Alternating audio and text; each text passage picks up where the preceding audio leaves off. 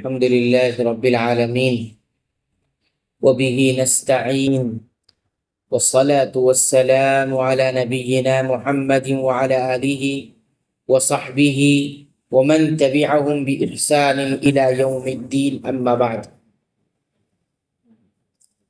سورۃ البقرہ کی آیت نمبر 34 سے سیکھنے والی اور حاصل ہونے والی باتوں کا ہم ذکر کر رہے تھے، اور ہم نے پچھلے درس میں 2 باتوں کا ذکر کیا تھا۔ آخری بات یہ ذکر کی تھی کہ جب اللہ تعالیٰ کسی ایسے کام کا جسے اللہ تعالیٰ نے خود حرام قرار دیا ہو، اگر اللہ تعالیٰ اس کام کا حکم دے دے تو پھر وہ عبادت بھی کہلاتا ہے۔ اور اس کی مثال ہم نے یہ ذکر کی تھی کہ آپ دیکھیے، غیر اللہ کو سجدہ کرنا، اس کے لیے اپنی پیشانی کو زمین پر رکھنا یہ حرام ہے، اللہ کے علاوہ کسی اور کے لیے نہیں کر سکتے۔ لیکن اسی بات کا اللہ تعالیٰ جب حکم دے دے تو اس کو کیا جا سکتا ہے، جیسا کہ فرشتوں کو حکم دیا گیا کہ آدم کو سجدہ کرے۔ اس کی ایک دوسری مثال یہ بتائی گئی تھی کہ ابراہیم علیہ السلام کے قصے میں ہم دیکھتے ہیں کہ ابراہیم علیہ السلام کو اللہ تعالیٰ نے اس بات کا حکم دیا کہ وہ اپنے بیٹے اسماعیل علیہ السلام کو ذبح کرے۔ اور ہم یہ جانتے ہیں اچھی طرح کہ اولاد کو قتل کرنا یہ کبیرہ گناہوں میں سے، لیکن جب اللہ تعالیٰ حکم دے دے تو یہ کیا ہوتا ہے؟ عبادت کہلاتا ہے۔ تیسری بات اس آیت کریمہ سے ہمیں یہ معلوم ہوئی کہ ابلیس، اللہ تعالیٰ ہر کسی کو اس کے شر سے محفوظ رکھے، ابلیس نے اپنے اندر تمام مذموم صفات کو جمع کر لیا۔ وہ صفات جسے اللہ پسند نہیں کرتا، اس نے اپنے اندر وہ ساری باتیں جمع کر لی تھی۔ وہ کون سی باتیں تھیں؟ 3 باتیں اس آیت میں ذکر ہیں۔ جب اللہ تعالیٰ نے فرشتوں کو حکم دیا کہ فرشتوں سجدہ کرو آدم کو، سب نے سجدہ کیا سوائے ابلیس کے۔ اللہ تعالیٰ نے اس کے بارے میں 3 باتیں فرمائی: ابا واستکبر وکان من الکافرین۔ ابا، اس نے انکار کیا، یعنی حکم مانا نہیں، حکم کو عمل میں نہیں لایا۔ سجدہ کرنے کے لیے کہا، سجدہ نہیں کیا، تو اس کو کہتے ہیں انکار کرنا۔ اس کے بعد واستکبر، اس نے کبر کیا۔ کبر، تکبر، بڑا سمجھا اپنے آپ کو، حق سے اپنے آپ کو بڑا سمجھا۔ اور اسی طرح مخلوق کو اس نے حقیر سمجھا۔ وکان من الکافرین، انکار کر دیا، مخلوق کو اس نے کیا سمجھا؟ حقیر سمجھا۔ تو سب سے پہلی چیز تو اس نے حکم مانا نہیں، کیا نہیں، اس پر عمل نہیں کیا۔ اور اس کے بعد حق سے اپنے آپ کو بڑا سمجھا۔ کیا کہا اس نے؟ انا خیر منہ، تمہارے حکم سے بھی بڑا ہوں میں۔ اللہ کا جو حکم تھا اس سے بڑا اپنے آپ کو سمجھا۔ اور اس کے بعد لوگوں کو حقیر سمجھا، مخلوق کو، کہ اس کو آدم علیہ السلام کو کیا کہا؟ انا خیر منہ، میں اس سے بہتر ہوں۔ یہ جو جملہ ہے، میں اس سے بہتر ہوں، کبھی کبھی اس کے پیچھے نیت کیا ہوتی ہے کہ سامنے والے کو حقیر سمجھا جا رہا ہے، سامنے والے کو حقیر سمجھا جائے، اللہ کو پسند نہیں ہے۔ بلکہ نبی کریم صلی اللہ علیہ وسلم نے خود اس کی تعریف کرتے ہوئے کہا ہے کہ کبر کس کو کہتے ہیں؟ بطر الحق، حق کو چھوڑ دینا۔ معلوم ہے کہ یہ سامنے والا حق ہے، جو سامنے والا بات کہہ رہا ہے یہ حق ہے، سچ یہی ہے، لیکن پھر بھی اس کو نہ ماننا، ترک کر دینا، چھوڑ دینا، اس کو کبر کہا جاتا ہے۔ اور دوسرا کبر کیا ہے؟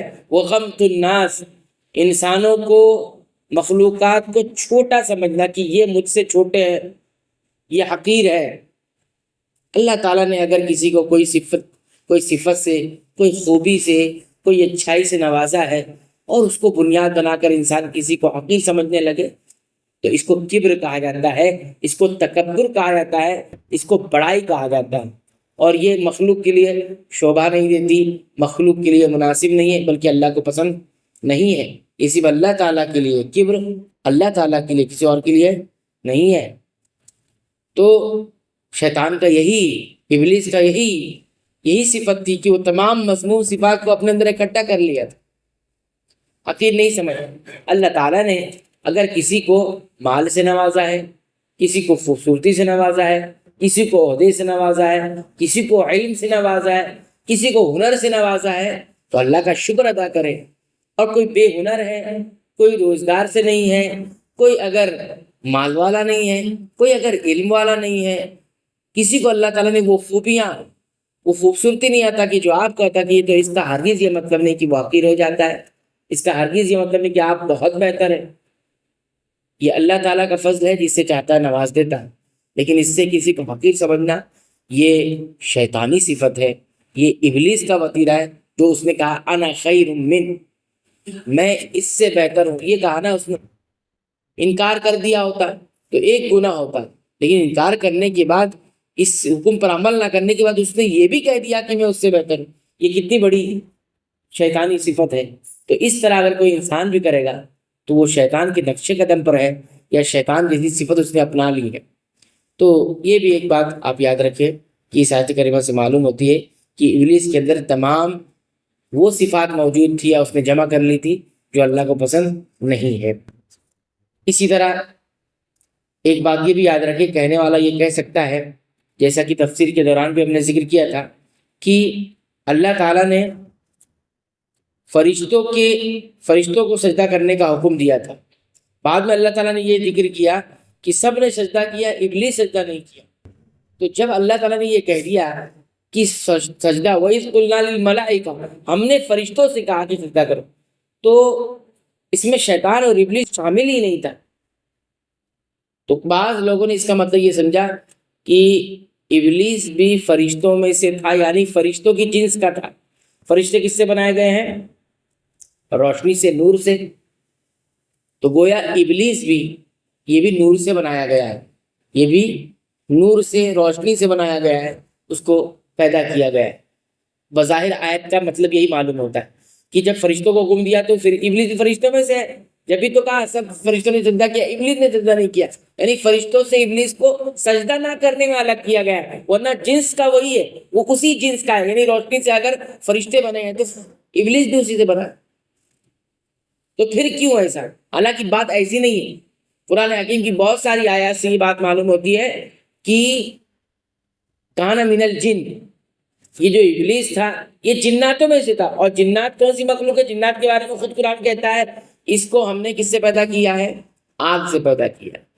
فرشتوں کو نور سے پیدا کیا ہے. تو دونوں کی جنس الگ ہے. پھر اللہ تعالیٰ نے ایسا کیوں کیا کہ فرشتوں کو حکم دیا اور ابلیس کو الگ کیا کہ ابلیس نے سجدہ نہیں کیا؟ اس کا مطلب وہ حکم میں شامل ہی نہیں تھا. جب شامل نہیں تھا تو اس کو کیوں اللہ رب العالمین الگ کر رہے ہیں؟ تو اس کا جواب یہ دیا جا رہا ہے کہ ابلیس چونکہ فرشتوں کے ساتھ رہتا تھا, ایک بات, فرشتوں کے جو اعمال تھے اس میں وہ بھی شریک ہے, تو وہ بھی کرتا تھا. فرشتے عبادت کرتے تھے, ابلیس بھی عبادت کرتا تھا. فرشتے اللہ کی عبادت میں مصروف, تو یہ بھی عبادت میں مصروف. تو اس طرح سے جو جس کے ساتھ رہتا ہے, جب حکم ہوتا ہے تو وہ اس کے اندر شامل ہو جاتا ہے. اگر کوئی کسی کے ساتھ رہ رہا ہو, اسی کی طرح اعمال انجام دے رہا ہو, اور کبھی کوئی حکم دیا جائے تو وہ اس کے اندر شامل ہوتا ہے. اگر وہ بھی نہ کرے تو وہ بھی اس برابر کا اس گناہ میں شریک ہو جاتا ہے. تو اس اعتبار سے یہ حکم ابلیس کے لیے بھی تھا. لیکن یاد رکھیے ابلیس الگ مخلوق ہے اور فرشتے الگ مخلوق ہے. فرشتوں کی سرشت میں کیا ہے؟ صرف اطاعت ہے. فرشتوں کی سرشت میں, اس کی فطرت میں اللہ تعالیٰ نے کیا ہے؟ اطاعت رکھی. وہ سراپا خیر ہے, سراپا خیر ہے. اور ابلیس کی سرشت میں کیا ہو گئی ہے؟ ابلیس نے جو چاہا اس کی سرشت میں, اس کی فطرت میں سراپا شر کر رکھ دیا گیا ہے. اس کی چاہت تھی شر کو پسند کرنا, اس لیے اللہ نے اس کے فطرت میں سراپا شر, برائی رکھ دی ہے. انسان ایک ایسی مخلوق ہے, آدم علیہ السلام اور اس کی اولاد ایسی مخلوق ہے جس کے اندر اللہ تعالیٰ نے چونکہ امتحان کے لیے اسے بنانا تھا, اس لیے اس کے اندر دونوں سرشتے رکھی ہوئی ہے, خیر بھی ہے اور شر بھی ہے. یہ دونوں پہلو اللہ نے اس کے اندر رکھا ہے, اور اسی کو اختیار کہا جاتا ہے. اسی کو اختیار کہا جاتا ہے امتحان کے لیے, کہ آپ کو اختیار ہے. شر کا مادہ بھی ہے آپ کے اندر, خیر کا مادہ بھی ہے. بھلائی بھی اپنا سکتے ہو, برائی بھی اپنا سکتے ہو, دونوں راستے بھی دکھائے گئے ہیں. اب اختیار آپ کا ہے کہ آپ کس کو چنتے ہو. اور اسی لیے دنیا میں اسے بھیجا گیا. آدم کو بھی نیچے بھیج دیا گیا, ابلیس کو بھی اس کے گناہ کی وجہ سے نیچے بھیجا گیا. دونوں اپنی غلطی کی وجہ سے زمین پر آ گئے, دونوں اپنی غلطیوں کی وجہ سے زمین پر آ گئے.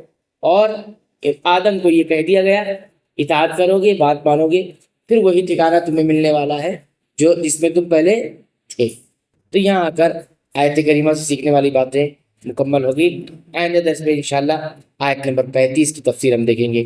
اللہ تعالیٰ سے دعا کرتے ہیں رب العالمین تو ہمیں قرآن حکیم کی پابندی سے تلاوت کی توفیق عطا فرما، اس کو سمجھ کر غور کر کے پڑھنے کی بھی توفیق عطا فرما، اور اس سے جو کچھ سیکھنے کو ملے اگر اس کا تعلق کسی حکم سے ہے تو اسے انجام دینے کی توفیق عطا فرما، اس کا تعلق منع کردہ اور حرام چیزوں سے ہے تو اللہ تعالیٰ ہمیں اسے دور رہنے کی توفیق عطا فرما، اور اس کا تعلق علم سے ہے، عقیدے سے ہے تو رب العالمین اس کے مطابق اپنا عقیدہ اور اپنی اصلاح کی توفیق عطا فرما۔ آمین۔